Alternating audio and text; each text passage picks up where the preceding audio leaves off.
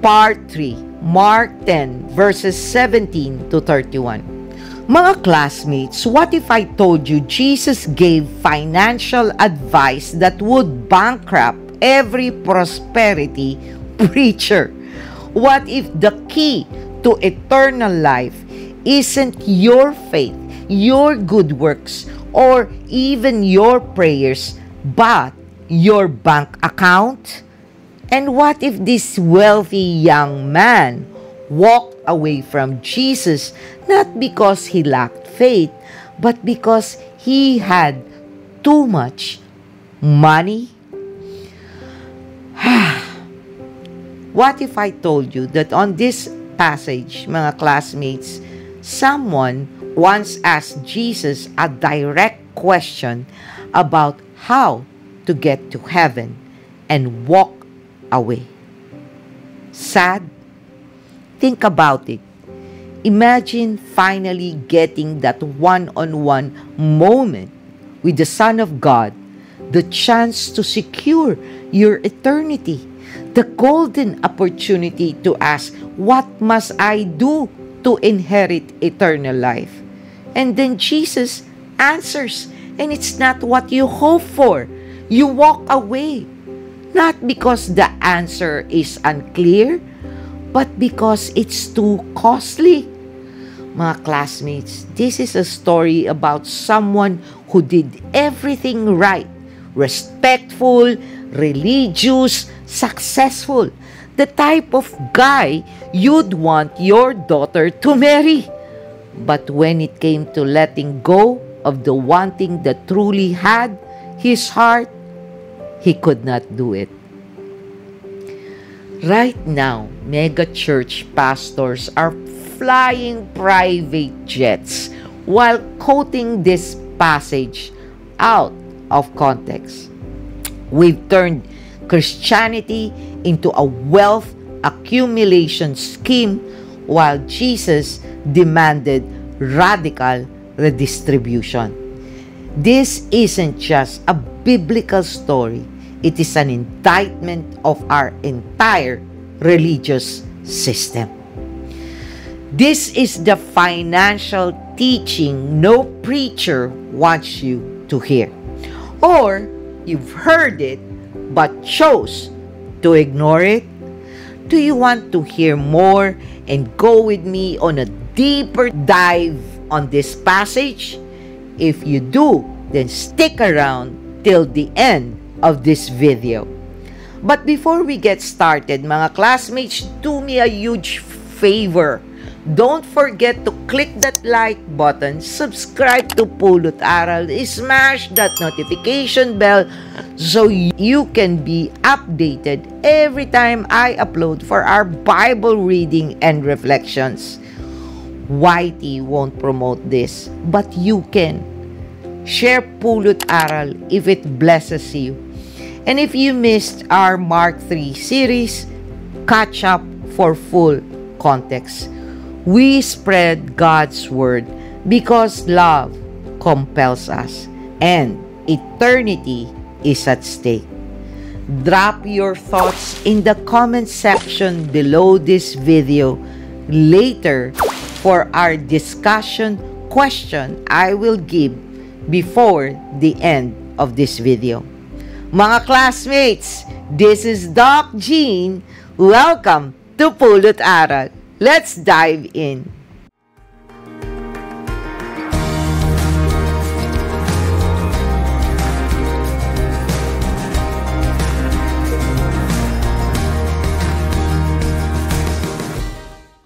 Before we start, mga classmates, with our eye-opening discussion about Mark 10, let's pray and have the Holy Spirit bless us with discernment, concentration, and desire to finish reading Mark 10 all the way.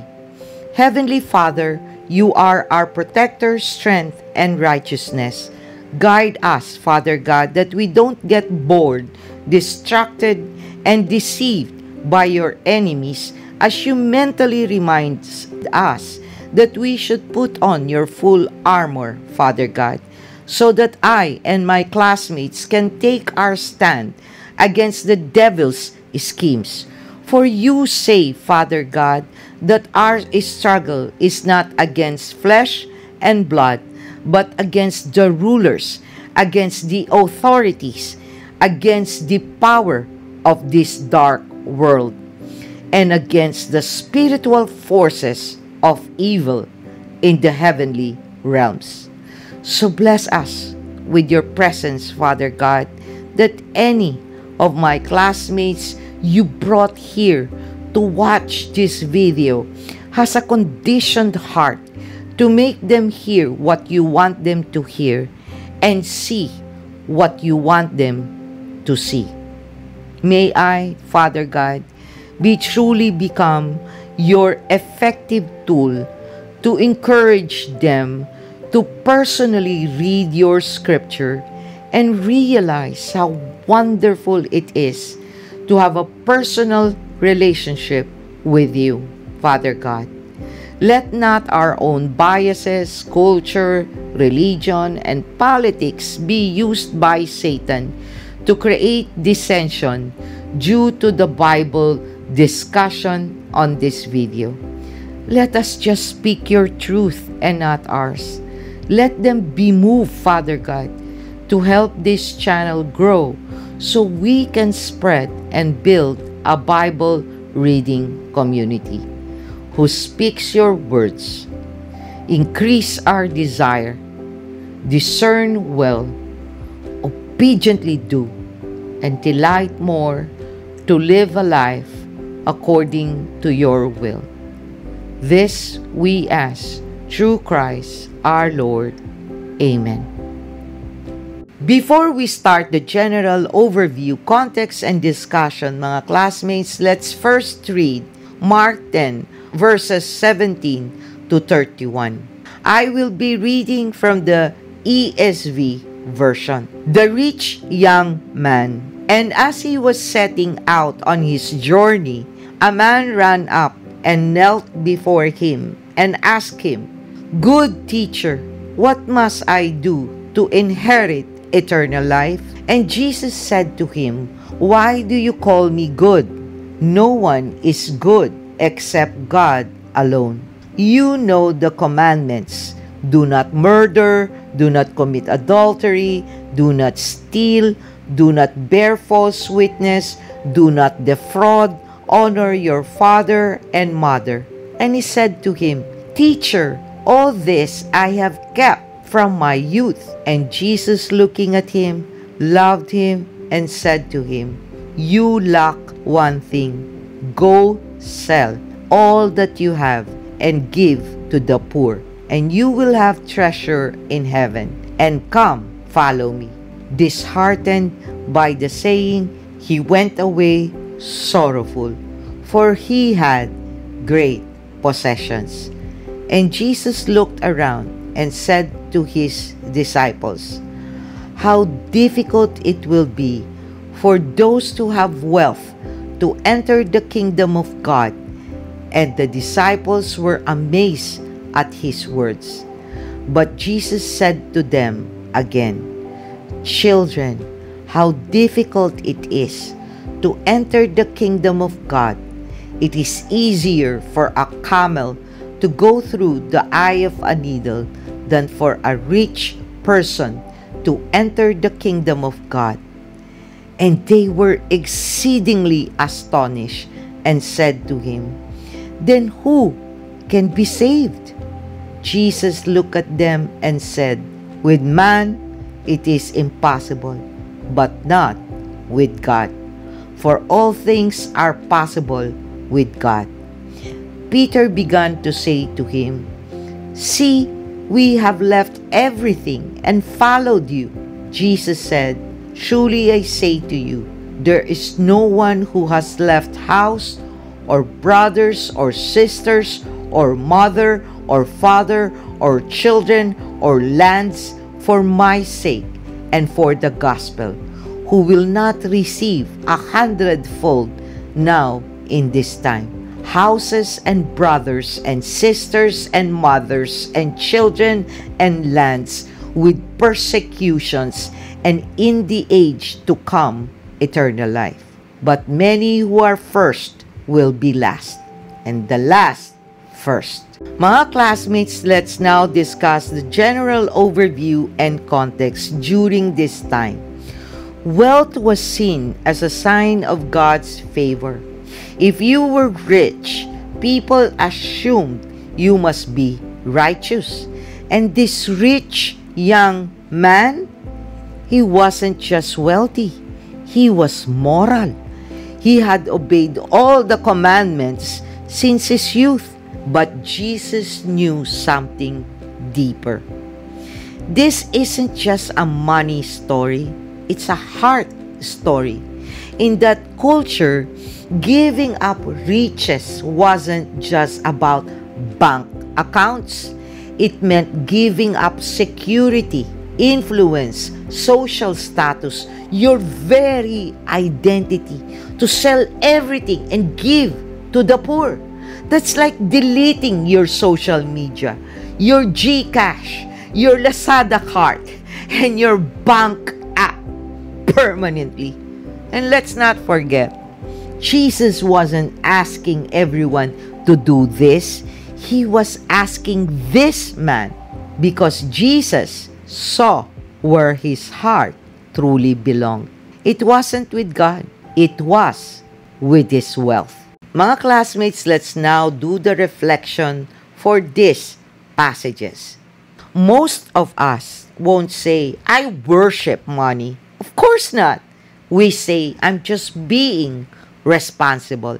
I'm just saving for the future.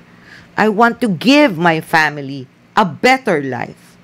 But let's ask, when God says go, can you let go? Here's a relatable story.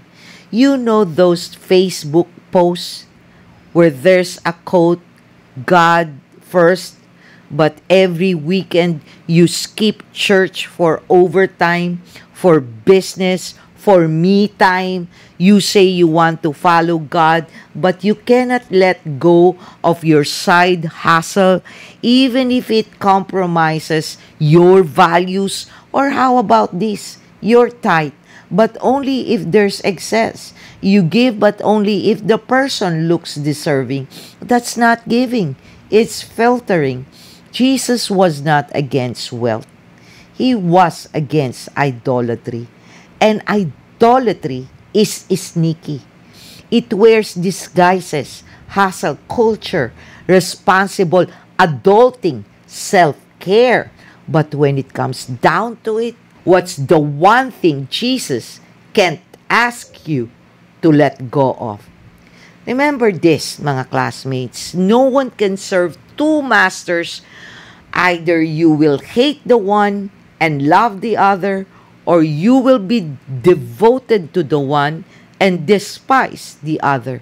You cannot serve both God and money. Matthew 6, verse 24.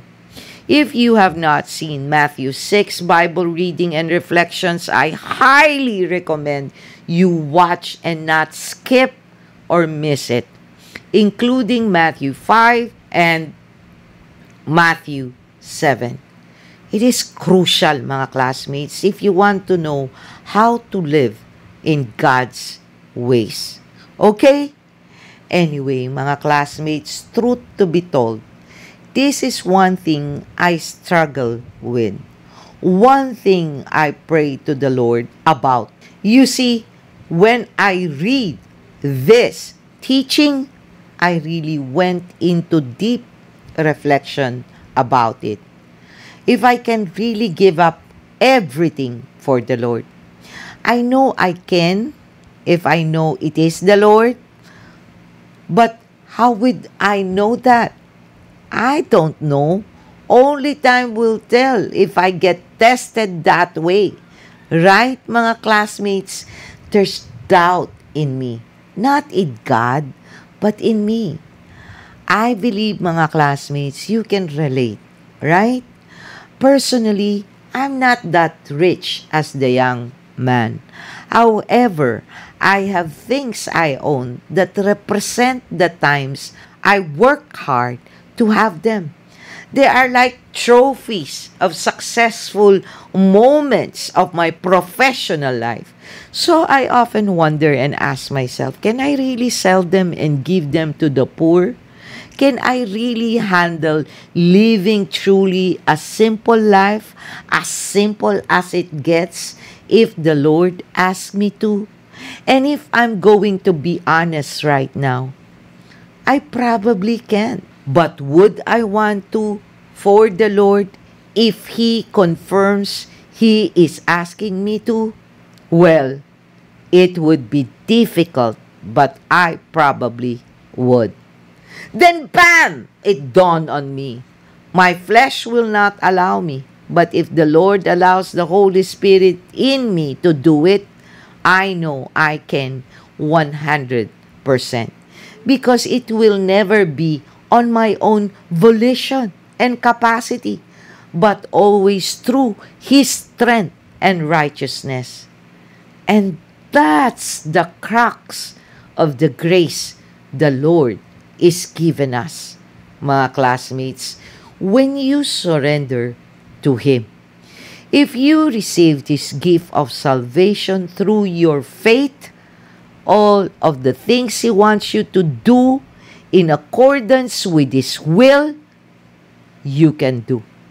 For you are not doing it alone.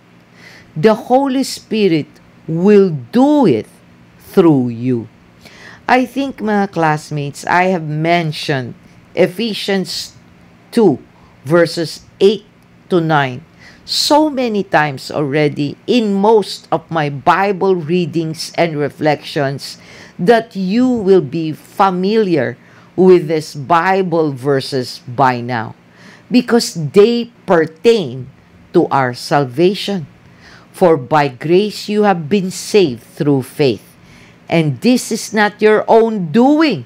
It is the gift of God, not a result of works, so that no one may boast. Ephesians 2 verses 8 to 9. But there's a continuation to this, mga classmates. That's why you will be able to do it even if your flesh is weak. For we are His workmanship, created in Christ Jesus for good works, which God prepared beforehand that we should walk in them. Ephesians 2 verse 10. Mga classmates, many secular people always think Christians are hypocrites, goody two-shoes, and judgmental. Because when we talk, it seems like we can do all good things that seem impossible for them to do. So they think we're just tooting our own horn. But what we never successfully explain to them well is that we too, by ourselves alone, cannot do all these things that the Lord wants us to do and obey. The only reason we can do the impossible is because it is the Holy Spirit doing it through us. And that, mga classmates, only happens when we accept God's grace of salvation. So, if only this rich young man knew that, he probably could have done it if he surrendered and said yes, rather than turning away. Unfortunately, as discussed in Mark 10, Part 2, we will never be able to accept this without humility. And if you have not seen that, please check it out. As Mark 10, verse 27 precisely states, Jesus looked at them and said, "With man it is impossible, but not with God. For all things are possible with God." Mark 10, verse 27. No true Christian will boast of a good deed as their own doing, Because a true Christian knows it. It's not his own actions, but the Holy Spirit. It is not false humility. It is a fact. Here's our question, mga classmates. What's the one thing you struggle to surrender to God? Comment below. By the way, if you want to get to know more about Jesus and His ways, then I hope you will be watching the entire Mark 4 and go a deep dive on the entire Mark 5 series if you have not seen them yet. Thank you for joining me, mga classmates, in today's Bible reading and reflection from the Gospel of Mark 10 verses 17 to 31. Keep your faith steadfast and strong. Till next time, may God bless you all. Always stay safe and be healthy. This is Doc Jean. Bye!